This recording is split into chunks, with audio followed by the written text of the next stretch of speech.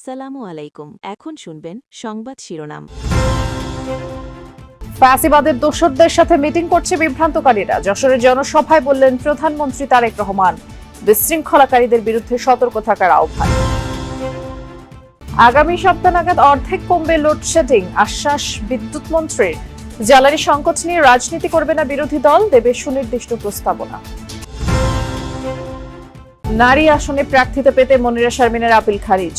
ইসিকে নুসরাত তাবাসসুমের মনোনয়নপত্র গ্রহণের নির্দেশ হাইকোর্টের।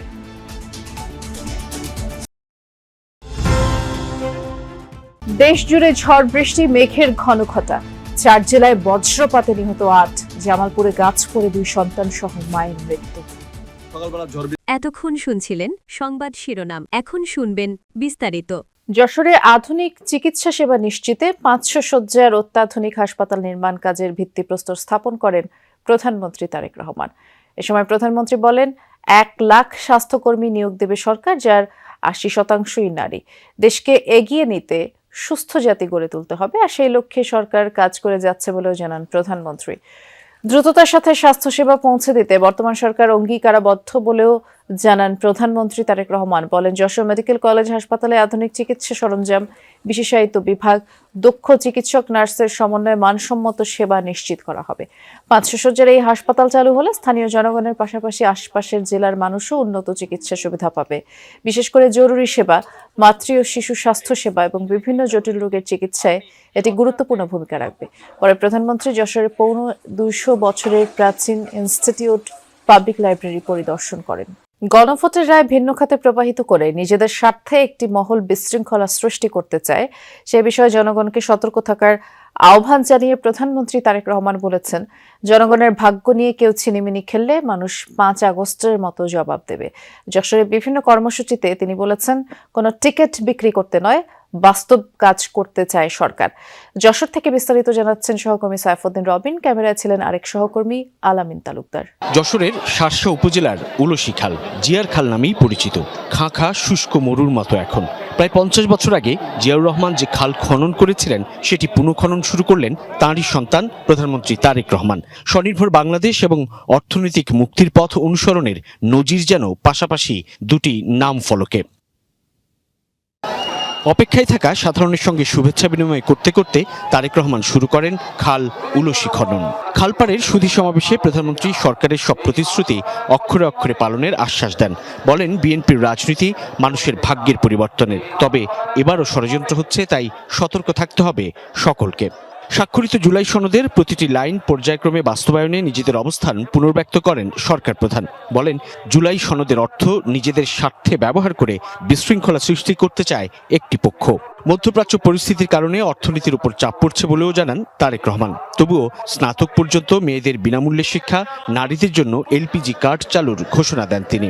দেশের দক্ষিণ পশ্চিমাঞ্চল যশোরের দুঃখ ভবদহ, যে ভবদহে সাধারণ মানুষ প্রায় 4 দশকেরও বেশি সময় ধরে জলাবদ্ধতার শিকার হয়ে মানবেতর জীবনযাপন করছেন। সেই মানুষগুলোর দীর্ঘদিনের দাবি টাইডাল রিভার ম্যানেজমেন্ট, যার মধ্য দিয়ে জোয়ার ভাটার ব্যবস্থাপনা করে নদী এবং খালের পানি প্রবাহ স্বাভাবিক রাখা নিশ্চিত করা সুযোগ মিলবে। প্রধানমন্ত্রী তারেক রহমান এই উলাসি খাল খনন কর্মসূচির মধ্য দিয়ে সেই বার্তাই যেন দিতে যাচ্ছেন। গোটা দেশ জুড়েই এই খাল খনন কর্মসূচির মধ্য দিয়ে নদী খালের পানি প্রবাহ নিশ্চিত করার উদ্যোগ নিতে যাচ্ছে সরকার। 5 বছরে 20,000 কিলোমিটার খাল খনন কর্মসূচি, যার মধ্য দিয়ে কৃষি, সাধারণ মানুষের জীবনযাপনে ব্যাপক পরিবর্তন, ইতিবাচক বিপ্লব ঘটবে বলে প্রত্যাশা করছে সরকার।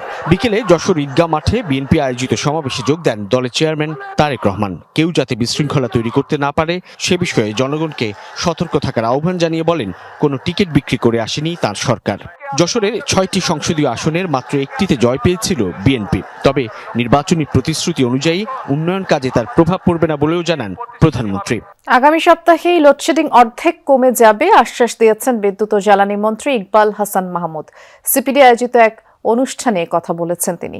মধ্যপ্রাচ্যের সংকটে জ্বালানি আমদানির খরচ বাড়ায় চাপ বাড়ছে অর্থনীতিতে, আর এমন পরিস্থিতিতে নবায়নযোগ্য জ্বালানিতে বিনিয়োগ বাড়ানোর তাগিদ দেন দেশি বিদেশি অংশীদাররা। এক্ষেত্রে সহযোগিতার আগ্রহ প্রকাশ করেছেন চীনা রাষ্ট্রদূত। লোডশেডিংয়ে বিপর্যস্ত জনজীবন রাজধানীতে ততটা প্রকট না হলেও গ্রামাঞ্চলে দিনের বেশিরভাগ সময়েই দেখা মিলছে না বিদ্যুতের। এজন্য ইরান যুক্তরাষ্ট্র যুদ্ধসহ নানা কারণে দেশের বেশ কিছু বিদ্যুৎ কেন্দ্র বন্ধ থাকাকে দায়ী করছে সরকার। তবে সোমবার কিছুটা আশার কথা জানিয়েছেন বিদ্যুৎ, জ্বালানি ও খনিজ সম্পদ বিষয়ক মন্ত্রী ইকবাল হাসান মাহমুদ।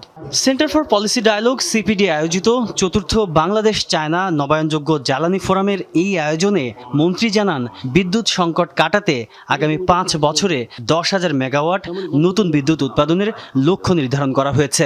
গুলশানের একটি হোটেলে এই আলোচনায় অংশ নেন জ্বালানি খাতের অংশীজনরা। নবায়নযোগ্য খাতে কাঙ্ক্ষিত লক্ষ্য অর্জন না হওয়ার নানা কারণ তুলে ধরেন তারা। এ সময় বাংলাদেশে নিযুক্ত চীনের রাষ্ট্রদূত ইয়া ওয়েন বলেন, মধ্যপ্রাচ্যের অস্থিরতা দ্রুত কাটার সম্ভাবনা কম, তাই জ্বালানি নিরাপত্তায় বিকল্প পথ খুঁজতে হবে। তেল গ্যাস নির্ভরতা থেকে বের হয়ে নবায়নযোগ্য জ্বালানিতে যেতে হবে। চীন এ পথে বাংলাদেশের পাশে থাকতে চায়। সিপিডিও তাদের প্রেজেন্টেশনে জীবাশ্ম জ্বালানির উপর নির্ভরতা কমানো এবং বিনিয়োগ বান্ধব নীতি কাঠামো গড়ে তোলার উপর জোর দেয়। জ্বালানি সংকট নিয়ে কোনো রাজনীতি করবে না বিরোধী দল। পরিস্থিতি উত্তরণে সরকারকে সর্বাত্মক সহায়তা করা হবে, আর এর জন্য গঠিত বিশেষ কমিটিতে তাদের আছে সুনির্দিষ্ট কিছু পরামর্শ ও প্রস্তাব। কৃষিতে জ্বালানি সরবরাহে অগ্রাধিকার বিকল্প উৎস খোঁজার পাশাপাশি লোডশেডিংয়ে সমতার প্রস্তাব বিরোধীদের। সরকারি দল বলছে, যৌক্তিক ও জনগুরুত্বপূর্ণ পরামর্শ অবশ্যই গ্রহণ করে পরিস্থিতি মোকাবেলা করা হবে। বিস্তারিত সহকর্মী লামিয়া তিথির রিপোর্টে। মধ্যপ্রাচ্যে যুদ্ধ শুরুর পর থেকে জ্বালানি সংকটের মুখে দেশ। তেলের দাম বৃদ্ধির পর পাম্পের সামনে লাইন কিছুটা কমলেও ভোগান্তি পুরোপুরি কাটছে না। গ্যাসের অভাব, কমেছে বিদ্যুতের উৎপাদন, লোডশেডিংয়ে মানুষের অবস্থা হাঁসফাঁস। এরই মধ্যে সরকার আর বিরোধী দলের 5 জন করে সদস্য নিয়ে হয়েছে বিশেষ কমিটি। চলমান পরিস্থিতিতে করণীয় ঠিক করবে এই কমিটি। তারা সময় পাচ্ছেন 30 দিন। সংসদে এ প্রস্তাবটা ছিল বিরোধী দলের। সরকারকে কি পরামর্শ দিতে চায় বিরোধী? জ্বালানি সংকট নিয়ে কোনো রাজনীতি করবে না বিরোধী দল। পরিস্থিতি উত্তরণে সরকারকে সর্বাত্মক সহায়তা করা হবে, আর এর জন্য গঠিত বিশেষ কমিটিতে তাদের আছে সুনির্দিষ্ট কিছু পরামর্শ ও প্রস্তাব। কৃষিতে জ্বালানি সরবরাহে অগ্রাধিকার বিকল্প উৎস খোঁজার পাশাপাশি লোডশেডিংয়ে সমতার প্রস্তাব বিরোধীদের। সরকারি দল বলছে, যৌক্তিক ও জনগুরুত্বপূর্ণ পরামর্শ অবশ্যই গ্রহণ করে পরিস্থিতি মোকাবেলা করা হবে। বিস্তারিত সহকর্মী লামিয়া তিথির রিপোর্টে। মধ্যপ্রাচ্যে যুদ্ধ শুরুর পর থেকে জ্বালানি সংকটের মুখে দেশ। তেলের দাম বৃদ্ধির পর পাম্পের সামনে লাইন কিছুটা কমলেও ভোগান্তি পুরোপুরি কাটছে না। গ্যাসের অভাব, কমেছে বিদ্যুতের উৎপাদন, লোডশেডিংয়ে মানুষের অবস্থা হাঁসফাঁস। এরই মধ্যে সরকার আর বিরোধী দলের 5 জন করে সদস্য নিয়ে হয়েছে বিশেষ কমিটি। চলমান পরিস্থিতিতে করণীয় ঠিক করবে এই কমিটি। তারা সময় পাচ্ছেন 30 দিন। সংসদে এ প্রস্তাবটা ছিল বিরোধী দলের। সরকারকে কি পরামর্শ দিতে চায় বিরোধীরা? এরই মধ্যে সরকার আর বিরোধী দলের 5 জন করে সদস্য নিয়ে হয়েছে বিশেষ